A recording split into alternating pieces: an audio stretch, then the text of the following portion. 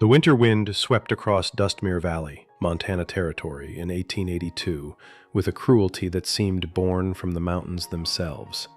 Snow drove in sharp flurries against the ridges, pressing hard against the shutters of a lonely cabin where one man sat, sharpening his knife in silence. The fire burned low, and the light it cast reached only to the edges of the room, leaving the corners deep in shadow. Before we ride into this tale of loss, survival, and the fragile spark of new beginnings, I want to pause a moment.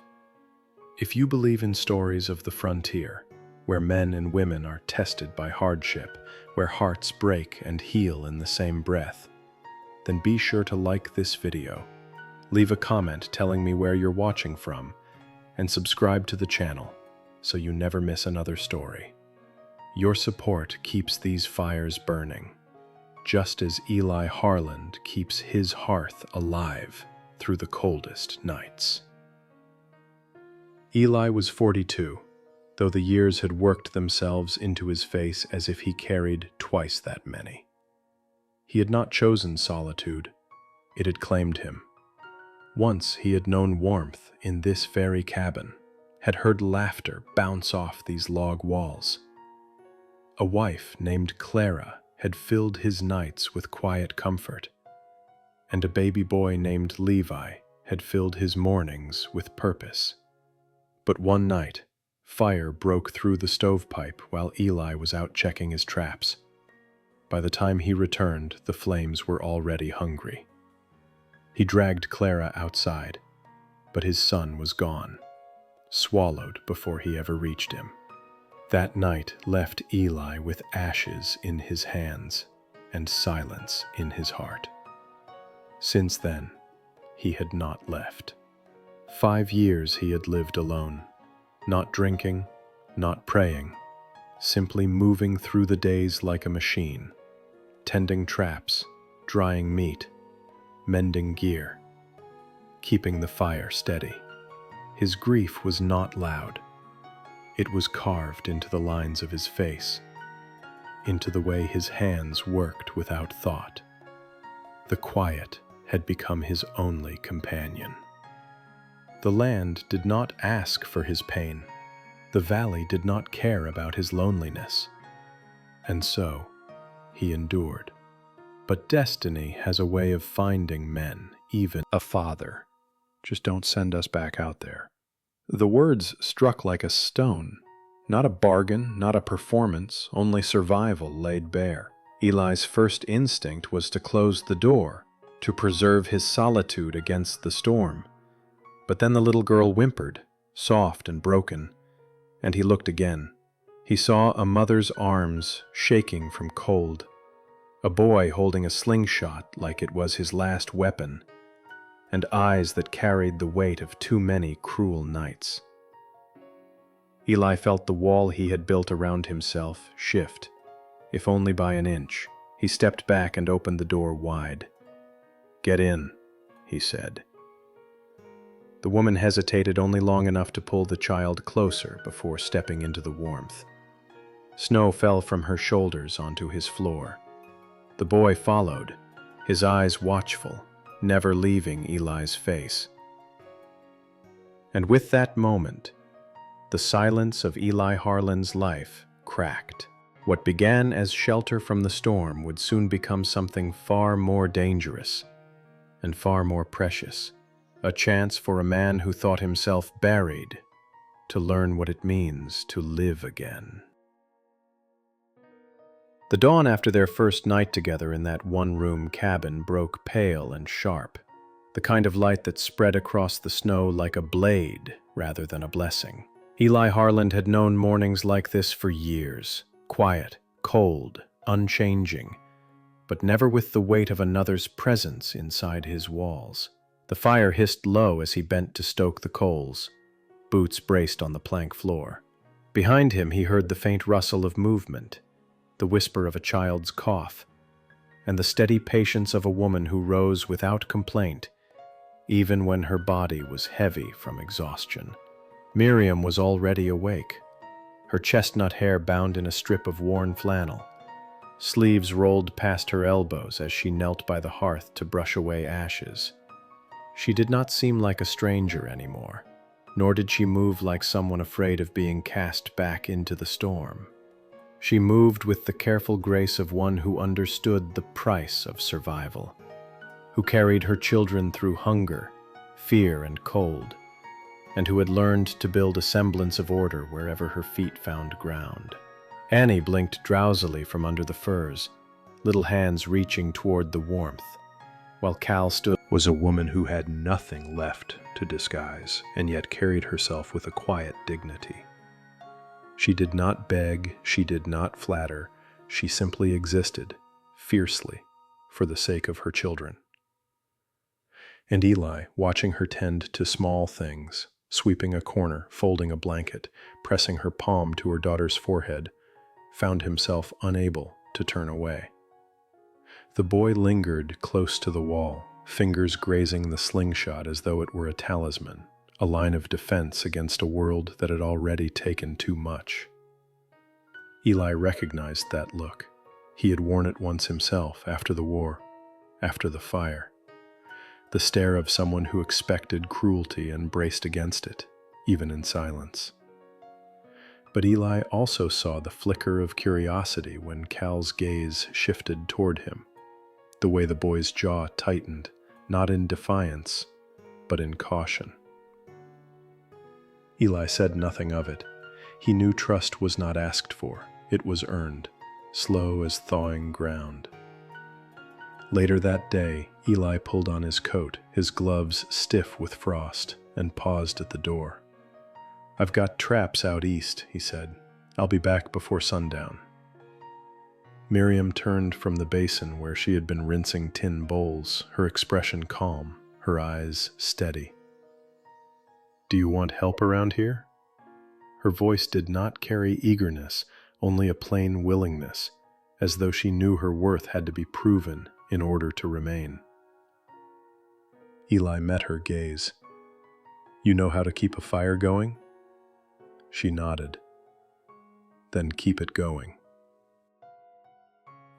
Keep them warm." It was the first task he had given her, and she accepted it without question. He stepped outside into the biting cold, the snow crunching under his boots, and realized with a start that his cabin was no longer empty behind him. For the first time in years, there was something, someone, worth returning to at the end of the day. That evening, when he came back with snares empty and his beard rimed with ice, he opened the door to a cabin changed. The floor was swept, the pot simmered with broth, and the children sat by the hearth, busy with quiet tasks. Annie stacked stones with a seriousness beyond her years, while Cal carved logs, checking the traps, mending worn leather. But now each sound of his work was echoed by smaller sounds within the cabin. Miriam's low humming as she swept, the faint scrape of her needle against cloth as she patched Cal's sleeve, Annie's soft laughter when she stacked stones into careful towers by the hearth. They were not loud presences, not disruptive. Instead, they filled the empty spaces Eli had grown used to ignoring. For 5 long years, his cabin had been a place of memory, a shelter for one man's grief. Now, almost without his consent, it was becoming something else, a place alive with the fragile threads of family. He did not speak this aloud. He did not have to. It showed in the way he lingered a moment longer at the door before leaving for the trapline, or how he placed his coat near the fire so Miriam would not have to dry her thin dress alone. Miriam, for her part, did not treat his charity as though it were a debt she owed. She carried herself with the steady resolve of someone who had already endured worse than cold or hunger. The bruises on her collarbone were fading, yet Eli could see in the way she held herself, shoulders taut, eyes scanning every shadow, that she had not yet allowed her body to believe she was safe. She tended the children with careful hands, making sure Annie's feet were warm and that Cal never missed a share of bread. But when she thought no one was looking, Her gaze would rest on Eli with a mixture of calculation and something more cautious. Hope. She had told him the first night, "I just want to be safe for them." And though Eli had answered that she was, he knew trust could not be born from a single word. It had to grow in the steady turning of days, in the absence of harm, in the presence of small kindnesses. It was in those quiet kindnesses that their bond began to take shape. Eli showed Cal how to split kindling with a hatchet small enough for his hands, standing behind him, guiding the boy's angle until the wood cracked clean. He did not speak much, Eli never did. But when Cal managed it on the third swing, Eli gave him a short nod. That nod seemed to matter more to the boy than any long speech. And for the first time, his posture eased. "I'm sorry." Eli said nothing. He was not a man who gave words easily, but she continued anyway. "You stayed here all these years because of guilt, but you don't owe ghosts a lifetime." Her gaze was direct, steady as a winter sky.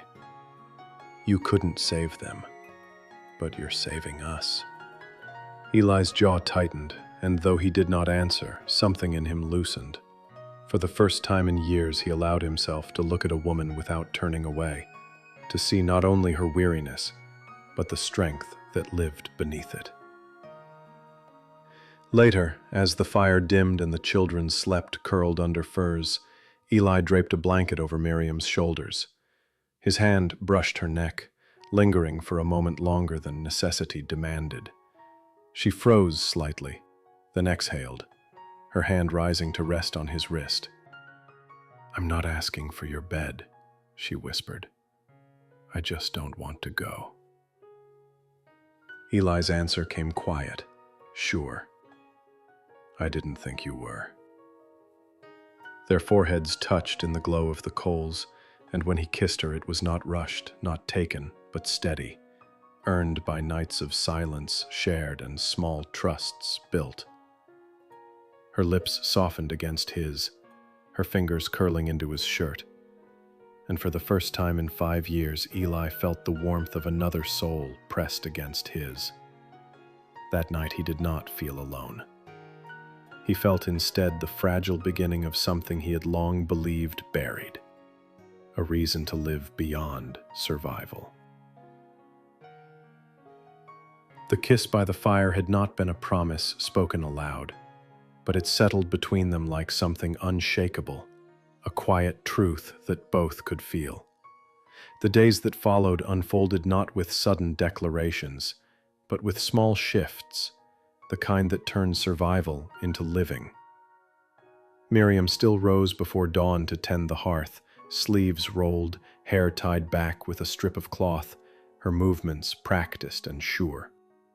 Eli noticed how the cabin bore her hand now in 100 little ways, the shelves cleared and ordered, the furs brushed and folded, the basin scrubbed until the water shone clear. She had not asked permission to change anything, but neither had she intruded. She simply wove herself into the fabric of his days until the boy understood. In the evenings, when Annie stacked stones or played with the toy horse Eli had carved, Cal would glance toward Eli, waiting, watching, as though measuring whether this man could truly hold the place of protector. Slowly, he began to put the slingshot down more often. Slowly, his eyes softened.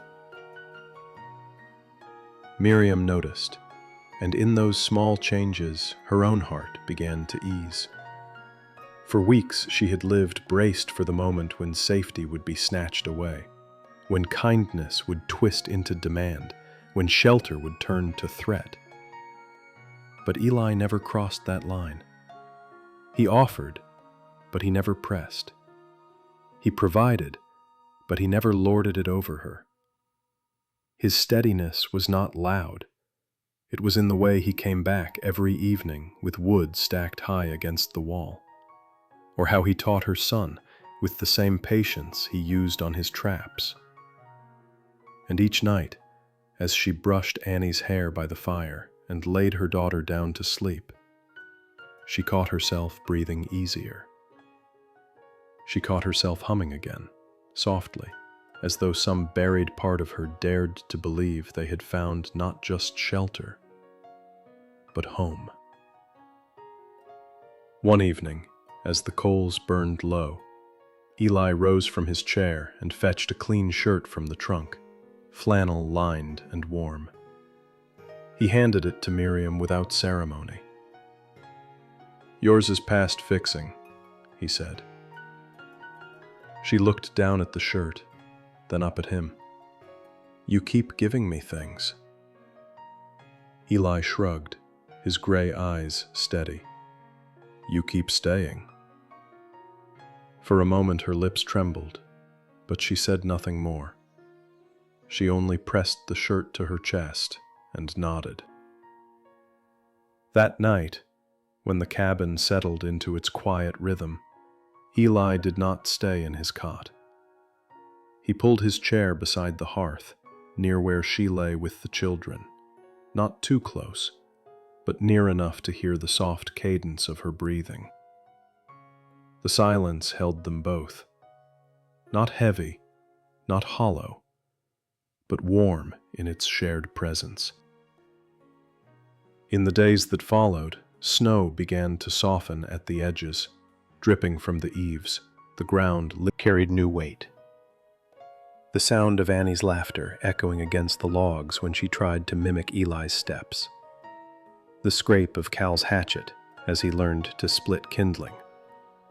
The soft rustle of Miriam's hair as she bent near the hearth, humming some tune half forgotten from better days. It was no longer survival alone. It was a rhythm, one that grew steadier with each sunrise. Eli felt it in his bones, though he spoke of it to no one. It showed instead in how his eyes lingered when Miriam passed near him, in how his rough hands brushed hers a moment longer than necessary when he handed her bread, in how he kept watch not just over his traps and fences, but over the fragile warmth blossoming inside those log walls. Miriam, too, began to shift. The bruises that once marked her skin had faded, and with them some of the tension in her posture. She still guarded her children fiercely, but there were moments now when she watched Cal steady his aim, when Annie climbed into Eli's lap with unthinking trust, where her eyes softened, and something unspoken filled her gaze. She wore his flannel shirt most days, cinched with a cord at her waist, sleeves rolled back as she worked, the faded fabric hanging loose but familiar. Her old dress, patched and mended, lay folded in the chest, saved for reasons Eli could not name but somehow understood. She did not ask permission to wear what was his. She simply did, and he did not tell her to stop. Each morning, when he rose to find her tending the fire, the sight of her in his clothes, her hair tumbling down, made something in his chest tighten with a heat that was no longer grief, but life stirring awake. Cal, once a watchful shadow clutching his slingshot, had grown steadier with Eli's guidance. He asked questions now, short, careful, but curious. He followed Eli into the woods twice a week, learning how to read broken brush, how to set snares, how to listen for the small movements that betrayed hidden life. The boy carried himself taller now, less like a child waiting to be answered. She no longer felt like a trespasser in his home. She felt, cautiously, like she belonged. One evening, after the children had settled into sleep, Eli reached to the shelf and brought down another of his shirts, this one lined with flannel. He handed it to her without ceremony. "Yours is past fixing," he said. Miriam looked at the shirt, then at him, her lips parting slightly. You keep giving me things. His answer was plain, yet heavy with meaning.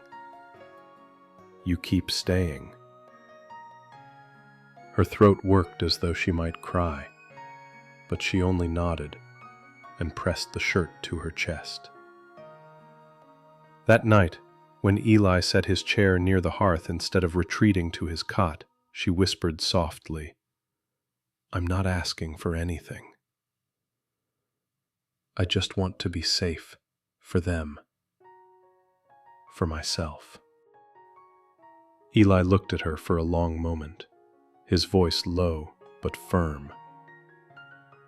You are safe.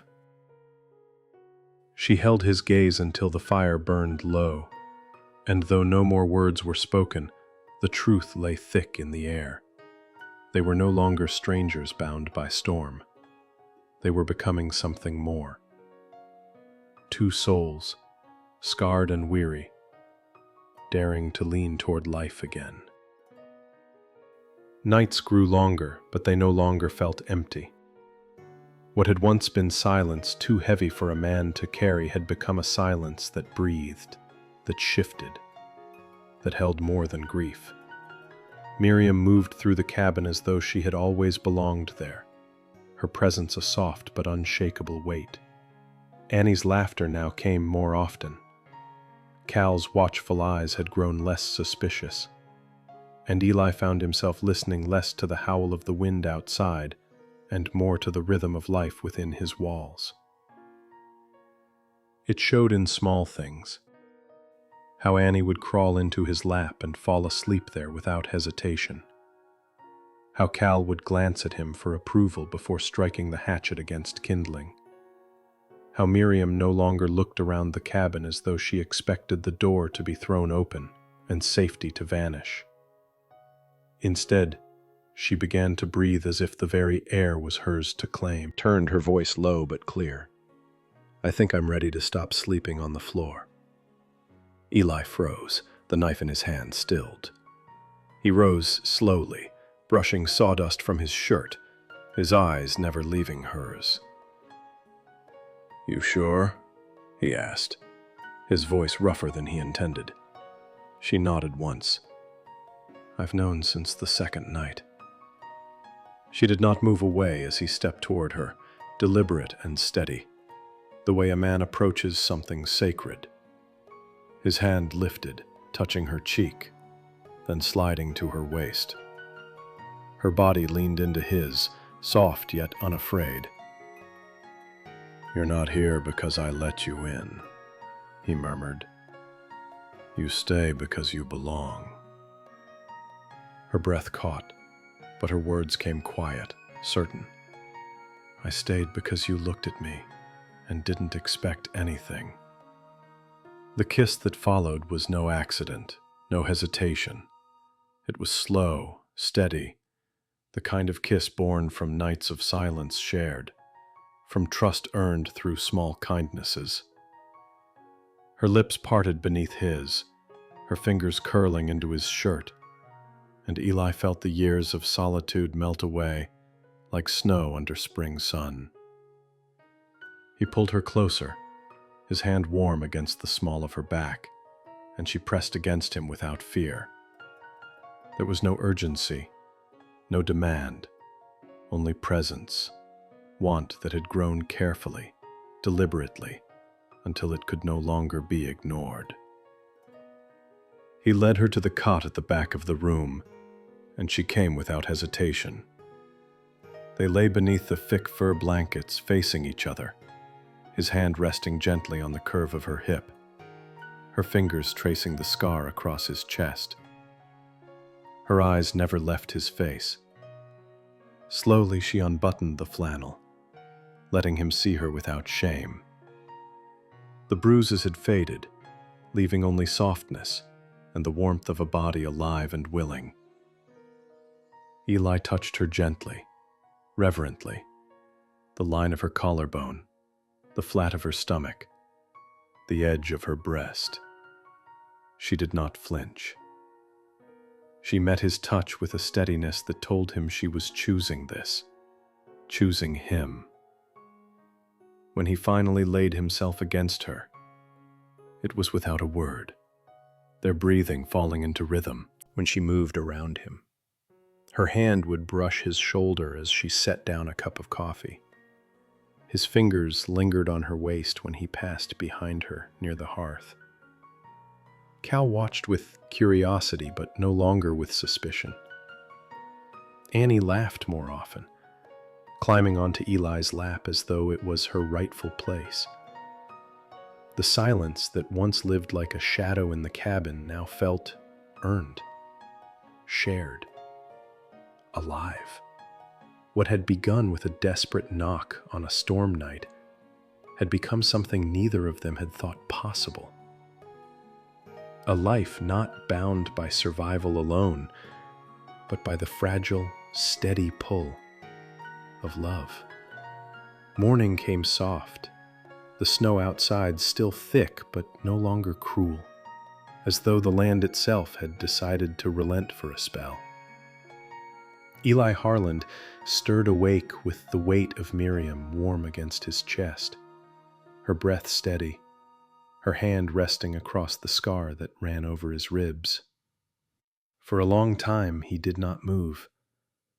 He had lived 5 years without this, without the closeness of another heartbeat beside his own. And he let himself linger in it, as though afraid it might vanish if he rose too soon. When he finally pulled himself upright, the cabin felt different. Not just because of what had passed between them the night before, but because the silence itself had changed. No longer was it the hollow silence of a man locked inside grief. Now it carried the hushed weight of belonging, of trust, of two souls choosing to share the same air without fear. He caught Miriam's eyes as she sat up, hair tumbling loose over her shoulders, the flannel sliding open to reveal skin no longer bruised but alive with new color. She gave him a faint smile, small but unguarded.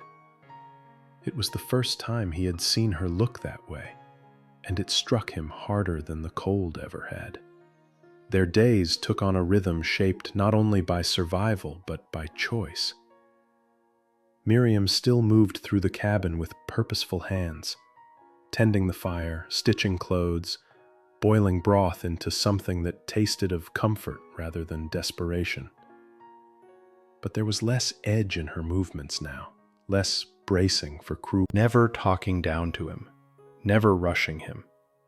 And each time Cal got something right, whether it was a clean strike of the hatchet or spotting a trail, Eli gave him a nod of approval. The boy's chest lifted a little higher each time, his shoulders straightening, his eyes no longer haunted with suspicion but alive with the first sparks of pride. Annie, too, had changed. She toddled after Eli when he went to chop wood, her tiny boots sinking into the snow, her laughter spilling out when he lifted her onto the fence rail to watch. It had been years since laughter like that had filled Eli's cabin. Years since he had felt it catch inside his chest and settle there like a coal refusing to die out. One evening, as the coals burned low, Miriam spoke what had been circling between them for days.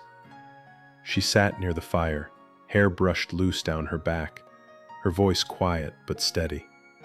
"You lost your wife and son," she said. "I'm sorry." Eli's jaw tightened, but he did not turn away. "You stayed here all these years because of guilt," she continued. "But you don't owe ghosts a lifetime."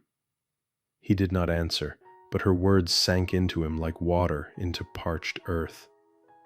She reached for his hand then, hesitating only a moment before letting her fingers settle against his calloused palm. "You couldn't save them, but you're saving us." Eli looked at her, really looked, and for the first time he let himself believe that maybe she was right. Later that night, after the children had been tucked under the furs, Eli reached for one of his spare blankets and draped it around her shoulders. His hand brushed her neck, lingered, and she closed her eyes as if the touch itself was a balm. "I'm not asking for anything," she whispered. "I just want to be safe. For them. For myself." Eli's voice came quiet, certain. "You are." Their foreheads touched in the glow of the fire, and when he kissed her again it was not tentative. It was steady, sure, the kiss of a man who had thought himself dead inside, but who now felt life pressing back into his chest. Her lips softened under his, her hands clutching at his shirt, and in that moment the cabin itself, something that might last.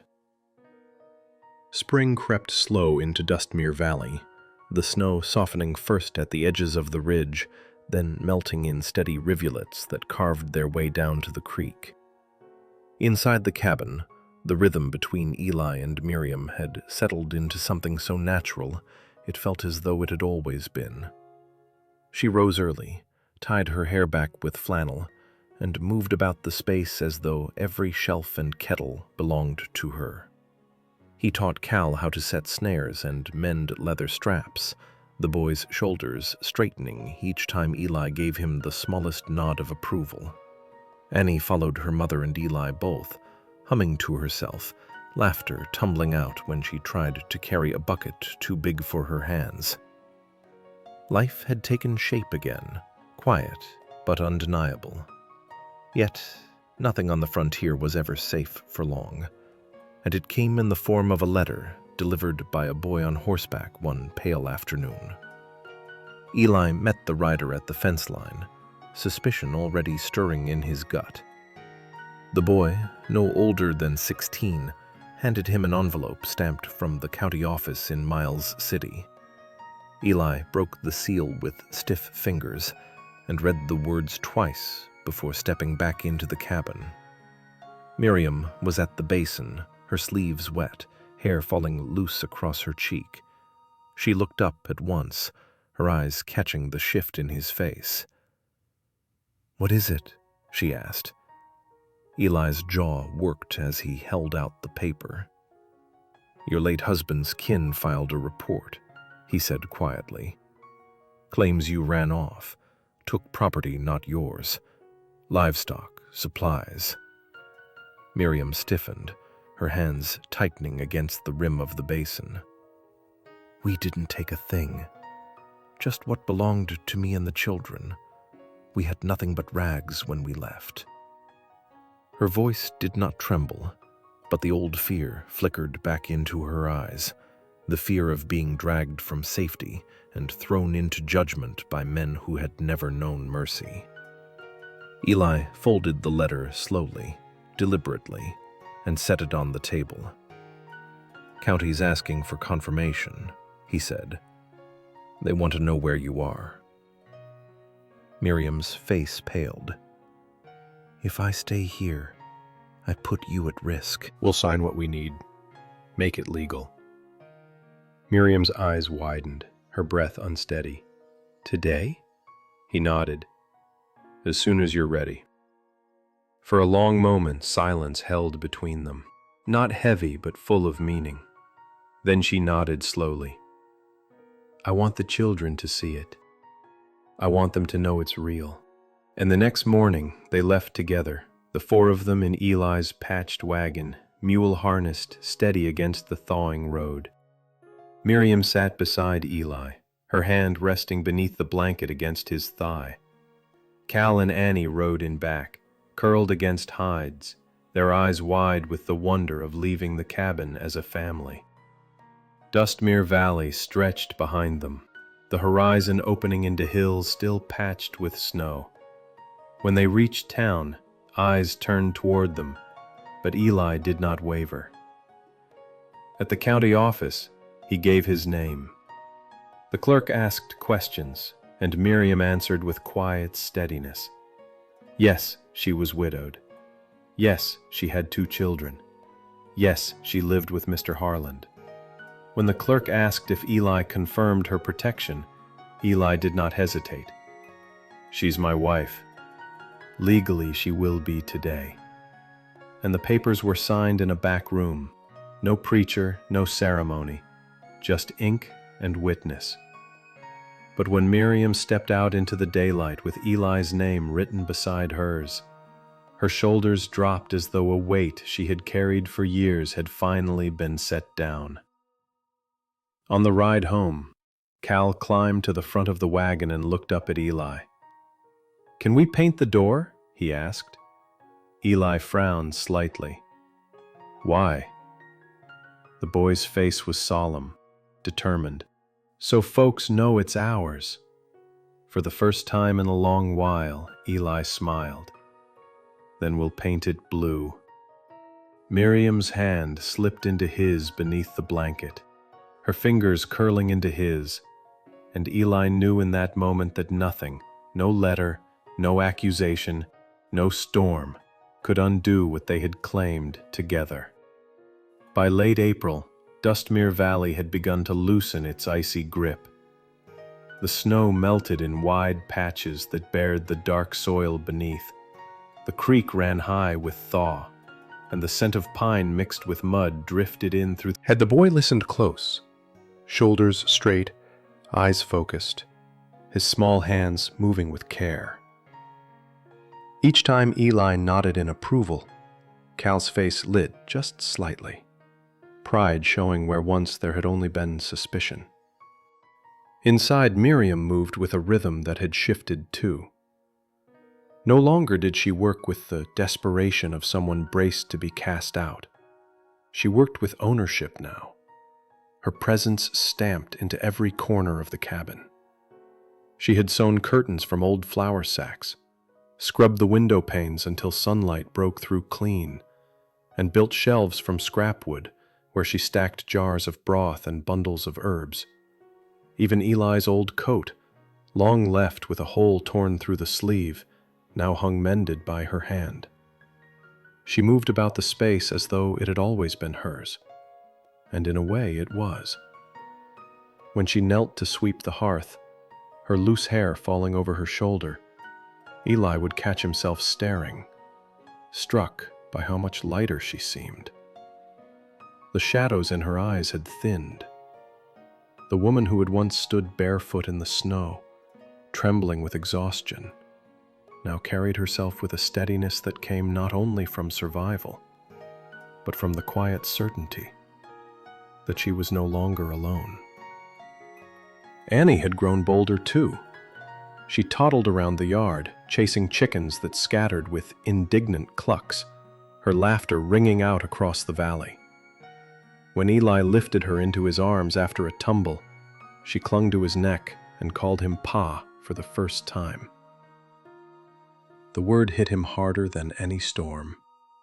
He held her a little longer than he needed to, feeling the warmth of her small body pressed against his chest.